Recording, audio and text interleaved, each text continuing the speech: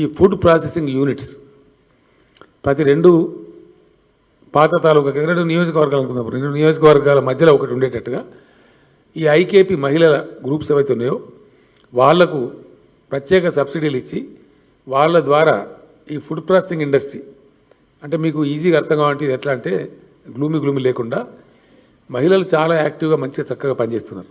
ఆ గ్రూపులు చాలా బాగున్నాయి. నేను పిలిచి మాట్లాడినప్పుడు కూడా బ్యాంకర్స్ చాలా సంతృప్తి వ్యక్తం చేసినారు. మీ రాష్ట్రంలో మహిళా గ్రూపులు ఏవైతున్నాయో చాలా సక్సెస్ఫుల్గా ఉన్నాయి, చాలా బాగా పనిచేస్తున్నాయి. వాళ్ళకి మేము డబ్బులు ఇస్తే కూడా 99.9% రీపేమెంట్ చాలా బాగుంది, తిరిగి చెల్లిస్తున్నారు. కాబట్టి వాళ్ళకు మీరు ఏ ప్రోగ్రాం పెట్టినా మేము సహకరిస్తామని చెప్పినారు. దాంతో ఇప్పుడు మేము ఆలోచిస్తున్నది ఏంటంటే వాళ్ళు ఎంతసేపుగా ధాన్యం కొనడం ఇంకా చిన్న పనులు చేయడం కాకుండా ఈ ఫుడ్ ప్రాసెసింగ్ యూనిట్స్లో వీళ్ళు ఇన్వాల్వ్ చేద్దాం అనుకుంటున్నాం. ఎట్లా అంటే ఫర్ ఎగ్జాంపుల్ ఇప్పుడు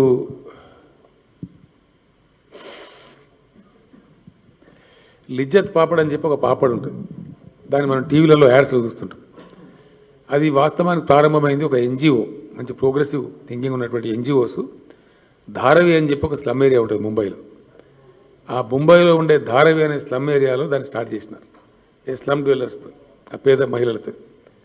అది మొత్తం బొంబాయి నగరానికి విస్తరించి, మురికివాడలన్నిటికి విస్తరించి, ఇంకా చాలా దూరం విస్తరించి మహారాష్ట్ర రాష్ట్రంలో ఈరోజు దాని టర్నోవర్ దాదాపు 1100 కోట్ల రూపాయలు ఉంది. అంత బాగా వాళ్ళు చేయగలుగుతున్నారు. ఆ పాపడ్ కూడా చాలా ఫేమస్, ఎక్కడ పోయినా 5 స్టార్ హోటల్ కూడా దర్శనమిస్తూ ఉంటుంది. అంటే మన హైదరాబాద్లో దొరుకుతాయి లిజ్జత్ పాపడ్, అంత విస్తరించిన వాళ్ళు. మనం కూడా ఇప్పుడు అనేక కల్తీలతో బాధపడుతున్నాం. కారం కొందామంటే కల్తీ, పసుపు కొందామంటే కల్తీ, కూరగాయలు కల్తీ, రకరకాలుగా ఉన్నాయి. రైతులు పండించే పంటలు ప్రాసెస్ చేసే దాంట్లో ఈ ఐకేపీ పిల్లలు దాంట్లో పనిచేసే వాళ్ళను దాంట్లో వాళ్ళనే ఉద్యోగులుగా పెట్టి అనుసంధానం పెట్టి ఐకేపీలో ఉండే 4-5 వేల మంది పిల్లలు ఉన్నారు ఆ సెర్ప్ కింద. వాళ్ళని మంచిగా రెగ్యులర్ జీతాలు ఇచ్చి వాళ్ళకు ఎంప్లాయీస్ చేసి ఈ ఫుడ్ ప్రాసెసింగ్ యూనిట్స్ మొత్తం 75-80% సబ్సిడీ కూడా ఇచ్చి వాళ్ళకి అవసరమైన సాఫ్ట్ లోన్స్ కూడా ఇచ్చి ఈ మహిళా గ్రూపులతోనే ఎస్టాబ్లిష్ చేయించాలి. ఎక్కడికక్కడ ఈ కల్తీ నిరోధించే కార్యక్రమాన్ని కూడా పకడ్బందీగా చేపట్టాలని చెప్పి అనుకుంటా ఉన్నాం. ఆ ప్రకారం కూడా రైతులకు గిట్టుబాటు ధరలు దొరుకుతాయి, వాళ్ళకు లభించేటువంటి ఆస్కారం కూడా. పంట ఎక్కువ పండుతుంది మన దగ్గర గ్యారంటీ. అక్కడ మళ్ళీ గిట్టుబాటు ధరల ప్రాబ్లం రాకుండా దాని మినిమం సపోర్ట్ ప్రైస్ వచ్చే విధంగా 2 చేస్తాం. ఒకటి మ్యాక్సిమం ఈ ఫుడ్ ప్రాసెసింగ్ ఇండస్ట్రీ కన్జ్యూమ్ చేస్తుంది ఎక్స్ట్రా పంటను. రెండవది ఒక 2000 crores మార్కెట్ ఇంటర్వెన్షన్ కూడా పెడతా ఉన్నాం.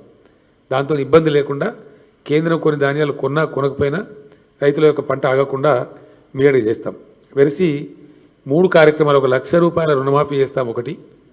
రెండవది రైతు బంధు ఎకరానికి 8,000 నుంచి 10,000 రూపాయలు పెంచుతాం, పంటకు 5,000 చొప్పున.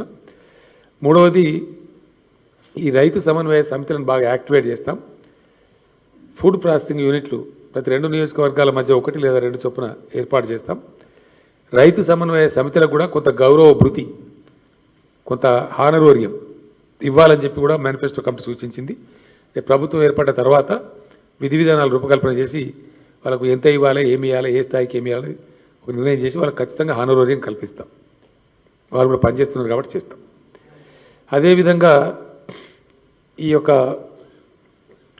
పెన్షన్స్ ఏవైతున్నాయో ఇప్పుడు ఆల్మోస్ట్ 40 లక్షల మందికి పెన్షన్లు ఇవ్వడం జరుగుతూ ఉంది. 39 లక్షల పైచీలకు ఉంది, క్లోజ్ టు 40 lakhs. మనం రౌండ్ ఫిగర్ తీసుకుంటే 40 లక్షల మంది. వీళ్ళలో ఇది కూడా సేమ్ కళ్యాణ లక్ష్మి టైప్ పెట్టినప్పుడు అప్పుడు మేము ఏం చేసినామంటే 65 ఏళ్ళకి పెట్టినాం. దానికి strong reason is Telangana economy తెలియదు, ఆ రోజు ఎట్లా ఉంటుందో అర్థం కాదు, పెట్టి ఇవ్వకపోతే ఇబ్బంది అవుతుంది. ఆ దృష్ట్యా కనీసం ఈ గ్రూప్ వాళ్ళకన్నా ఇచ్చుకుందాం, ఏ ఏజ్ గ్రూప్ అయినా పర్వాలేదని అప్పుడు 65 సంవత్సరాలు పెట్టినాం. వాళ్ళందరూ కూడా పాపులర్ డిమాండ్ ఉంది. మా ఎమ్మెల్యేలు చెప్తా ఉన్నారు, మేము పోయినప్పుడు చెప్తా ఉన్నారు, వాళ్ళు జిల్లా కలెక్టర్లు కలిసినప్పుడు ఇచ్చే గ్రివాన్స్ పిటిషన్స్లో కూడా చెప్తా ఉన్నారు, రకరకాల పరిస్థితుల్లో రిప్రజెంట్ చేస్తూ ఉన్నారు. ఆ ఏజ్ తగ్గించండి అని. ఈ దేనికి తగ్గించాలంటే మీరు గవర్నమెంట్ ఎంప్లాయీస్కి ఏది రిటైర్మెంట్ పెట్టారో మాకు కూడా పెట్టుండే అని అడుగుతున్నారు. సో 57 సంవత్సరాలు పూర్తయిన వాళ్ళందరినీ ఆ నెట్లోకి తెస్తాం. 57 years కంప్లీట్ అయిన ప్రతి ఒక్కరికి దానికి అర్హత వస్తుంది ఈ ఆసరా పెన్షన్ పొందడానికి. అప్పుడు 8 లక్షల మంది పెరుగుతూ ఉన్నారు. ఒక 8 lakhs ఇంక్రీజ్ వస్తాం, నెట్ ఇంక్రీజ్. మా దగ్గర లెక్కల ప్రకారం తీస్తే ఆల్మోస్ట్ 8 లక్షల మంది పెరుగుతారు. పెరిగినప్పుడు కాస్ట్ పెరుగుతుంది.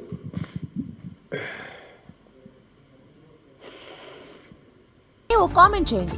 ఎప్పటికప్పుడు మా వీడియోస్ చూడాలంటే సబ్స్క్రైబ్ చేసుకోండి.